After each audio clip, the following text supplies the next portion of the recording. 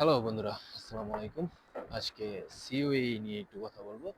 COE কি?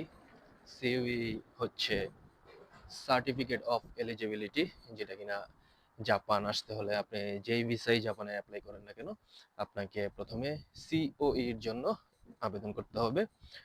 আর এই COE ব্যাপারটা আমাদের দেশের এজেন্সিগুলো যেভাবে আসলে দেখায় যে সিওই ব্যাপারটা অনেক ঝামেলার একটা ব্যাপার। এটা পেতে হলে অনেক ডকুমেন্ট সাবমিট করতে হয়, অনেক কিছু দিতে হয়।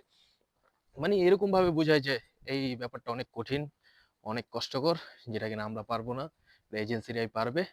আমাদেরকে এরকম ভাবে দেখানো হয়। কিন্তু অনেক ডকুমেন্টস দেওয়ার পরেও আমি নিজেই প্রথমবার সিওএ রিজেক্ট খাই।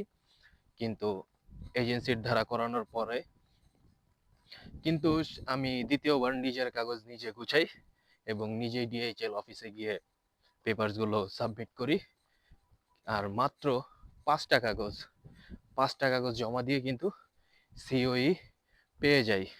কি সেই 5টা কাগজ, কি কি কাগজ লাগে, সেগুলো জানতে হলে অবশ্যই কমেন্ট করবেন ভিডিওর কমেন্ট বক্সে।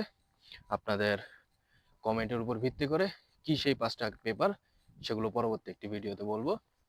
ধন্যবাদ বন্ধুরা, সকলে ভালো থাকবেন। আসসালামু আলাইকুম।